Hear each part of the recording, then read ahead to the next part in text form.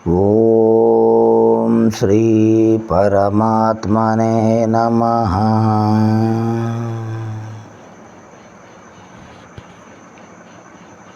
सद्गुरु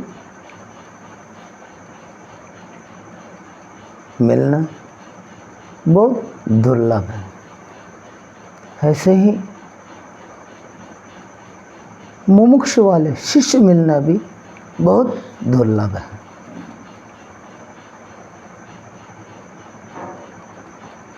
गुरु शिष्य हो, 1 साल सेवा करा रहा हूँ, 2 साल सेवा करा रहा हूँ,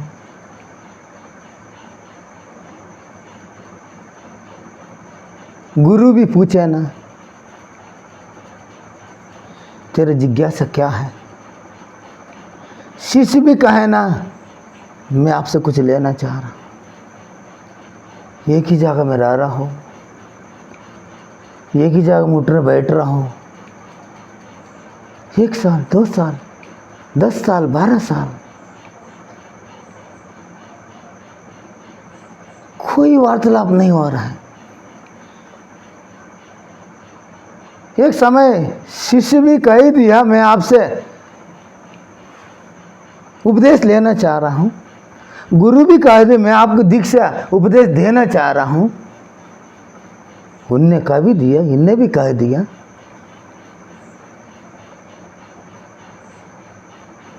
ये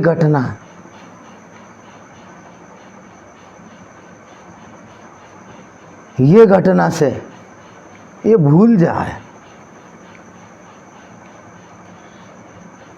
आप शिष्य मेरे से पूछना चाह रहा है, गुरु मैं कुछ कहना चाह रहा हूँ, उपदेश देना चाह, ये दोनों उधर से चले जाए, हट जाए। गुरु भी हो शिष्य भी हो, गुरु भी हो शिष्य भी हो, कोई वार्तालाप नहीं। ऐसा एक क्षण है, ऐसे एक घटना है, इसको आश्चर्य घटना कहो। क्या कहो? आश्चर्य घटना।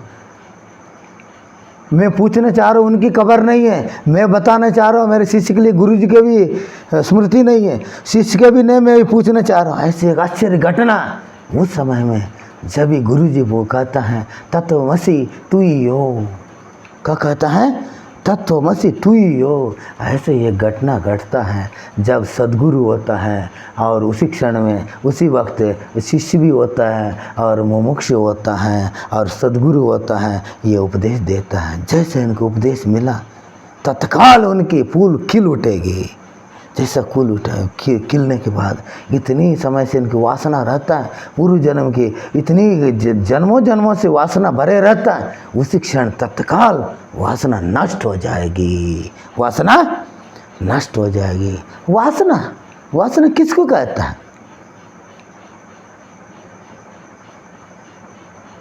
विवाह करना चाह रहा हूँ, ये भी एक वासना है।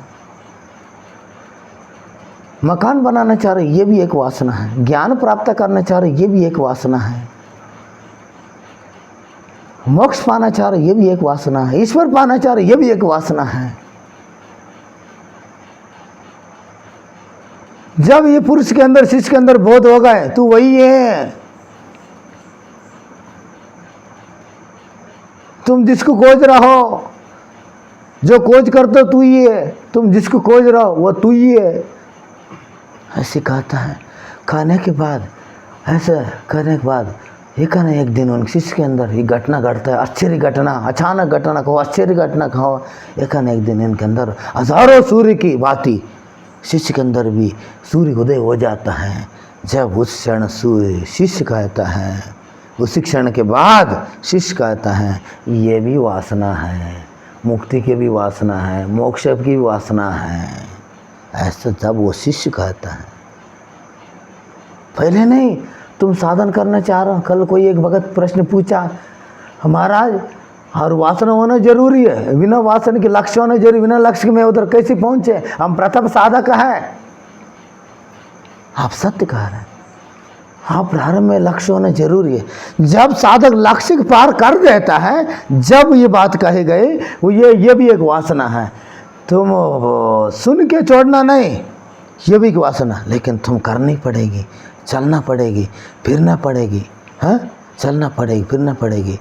जब भी तुमको ज्ञात होगी, जब भी तुमकी घटना घटेगी, हाँ, कर कर के थक जाओ, सेवा कर कर के थक जाओ। एक जगह की घटना है, श्वेतकेतु अपने गुरु के आश्रम में सेवा करते रहता है, 1 साल 2 साल 3 साल, नदी से जल लाना, पहाड़ी से लकड़ी लाना और गुरु जी की भोजन प्रसाद तैयार कराना, सालों गटले सेवा करते रहता है। गुरु जी ने कभी पूछता नहीं तुम क्यों आया, शिष्य भी कभी पूछता नहीं मैं इसलिए आया, शिष्य भी कभी नहीं कहते मैं उपदेश लेने का आया हूँ, ब्रह्म विद्या प्राप्त करने का आया हूँ। और गुरु जी भी नहीं कहते तुम ब्रह्म विद्या सीखने का आया है, लेने का आया, कोई कुछ नहीं कहते। ऐसे एक घटना है, जैसे यज्ञ कुंड में लकड़ी लेके जाते रहता है, जैसे यज्ञ के अंदर से यज्ञ की देवता प्रकट होके आंसू लगाता है देवता, यज्ञ की देवता। बताओ इतनी समय से ये शिष्य सेवा कर रहा है, गुरु जी की दया तक नहीं आ रहा है, हाँ? वो शिष्य भी नहीं कर रहा मेरे को उपदेश दो, गुरु जी के भी दया तक नहीं आ रहे, इनको उपदेश देने चाहिए, कितना दिन से सेवा कर रहा है। ऐसे करके बताता है यज्ञ के अंदर से आवाज़ आई थी, यज्ञ के अंदर से बोध हो गई थी उनकी। श्वेतकेतु बताता है जैसा उनके यज्ञ के अंदर से कहा तत्वमसि तू ही हो, ऐसा उनको बोध हो गई थी। ऐसा भी एक घटना है। जब तुम्हारी इतनी सेवा समर्पित गुरु के प्रति, ईश्वर के प्रति इतनी पूर्व समर्पित हो जाता है, सारा जीव जंतु गीत गाने लगता है, सारा पुष्प सुगंधित खिलने लग जाता है, सारा पेड़ फल आके फूल होने लगे, फूल आके फल होने लग जाता है।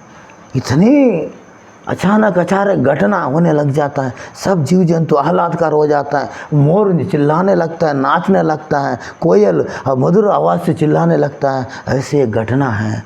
अब घटना जैसे इनकी ये प्राप्त हुआ, शिष्य माने ऐसे हो वही शिष्य है, गुरु माने ऐसी हो। इसलिए हमने कहा सद्गुरु मिलना असंभव है, हाँ, साध्य ही है ऐसा सद्गुरु है।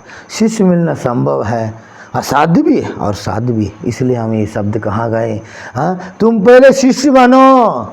क्या बनो? तुम गुरु की तलाश में मत रहो। तुम जिस दिन शिष्य बन जाएगी, परिपूर्ण गुरु के प्रति समर्पित हो जाएगी, अपने जान को तुम उनके चरणों में शीश को रख देगी, तुम्हारे जान को दांव पर रख लेगी, उसी क्षण समझ लो तुम शिष्य बनने के योग्य हो गए। ना तुम शीश रखे ना गुरु जी चरणों में, हाँ, तुम शिष्य बनने योग्य नहीं है। जैसा मेरा कर्ण संस्कार होते रहा, कर्ण संस्कार जाने के पहले गुरु लोग हमसे कहा और तुम अंदर जा रहे हैं, नगरी वाले सब इनको देख लो, जब दूसरा बार इधर आ रहे इनकी दूसरा स्वरूप होगी। और अचानक कोई गलती हो जाए, ये कर्ण संस्कार में अचानक कोई गलती से कर्ण कट जाए, उनको उधर जिंदा समाधि दिया जाएगी। ऐसा अपने गुरु जी कहा। गाँव वाले सभी लोग तर तर काँपने लगा और मेरे से पूछा आप राजी है? कुछ भी गलत हुआ कर्ण छेद में तेरा कर्ण चीर गए, समझ लो तुम उधर जिंदा समाधि लिया जाएगा। तुम तैयार है? जी गुरु जी हम तो तैयार हैं, मैं आपके लिए पूर्ण समर्पित हूँ, मैं आपके लिए तन मन धन से, शरीर भी आपकी, मन भी आपकी, मेरा वाणी भी आपकी, पूरा आपकी है। और तुम मेरे को चीर दो और गड़ा दो, मैं आपके लिए बना हूँ। ऐसा परिपूर्ण समर्पित हो जाता है, होने के बाद वही शिष्य बनता है, वही मुमुक्ष शिष्य बनता है, वही सद्गुरु उन्हीं के पास ही आता है। सद्गुरु अब तुम चाह रहे हैं कोई गुरु मिल जाए, कुछ करना ना पड़े, कुछ प्रयास करना ना पड़े, कुछ मेहनत करना ना पड़े, कोई ग्रंथों में मिल जाए, कोई चलते फिरते ज्ञान दे दे, ये सब तुम्हारी मान्यता है, तुम्हारी सब ये मान्यता है, वो कभी नहीं होने वाली। तुम खुद ही चलना होगी, तुम खुद ही ज्ञान प्राप्त करना होगी। खुद ही ज्ञान प्राप्त करने के बाद तब ये बात कहे तुम सद्गुरु है, मेरे पास आया थी, मैं शिष्य हूँ, राजा जनक ऐसी शिष्य हो, और तुम्हारी अष्टवक्र ऐसे महान गुरु हो, ऐसी तोतापुरी ऐसे गुरु हो, और रामकृष्ण परमहंस शिष्य हो, अथवा हाँ ऐसे महान सद्गुरु मच्छिंद्र नाथ जैसे सद्गुरु हो, गोरखनाथ जैसे शिष्य हो, गोरखनाथ जैसे सद्गुरु हो, बर्तरी ऐसी शिष्य हो। पहले तुम शिष्य बनो। कब बनो? गुरु तलाश करने कोई ज़रूरत नहीं, तुम शिष्य बन जाए, योग्य बन जाए, प्रतीक्षा करो। क्या करो? तुम बचपना करता है, क्या करता है? बचपना। हाँ, थोड़ी देर में इधर सुन लिया, हाँ हो गया मेरा काम। थोड़ी देर में सुन लिया कि उधर कथा सुन ली, हो गया मेरा काम। हाँ, तुम्हारी ऐसी परिस्थिति है, एक पाँव गड्ढा में रखता है, तुम समझ रहे हैं, एक पाँव ऊपर का रखता है, एक पाँव ऊपर रखता है, एक पाँव नीचे धंस जाता है, एक पाँव धंस जाता है, एक पाँव ऊपर उड़ जाता है। ऐसे तुम्हारे मन में दगमग माने द्वंद्व बनी है, कौन कैसी बोल रहा है, सही है गलत है। इतनी समय से तुमको गुरु लोग उपदेश दे रहा है, तुम आज तक नहीं जान पाना गुरु कौन है, सदगुरु कौन है। गुरु कौन है? सदगुरु। तुमने नहीं पहचान पाया। पहचानने के लिए तुम पहले शिष्य बनो। क्या बनो?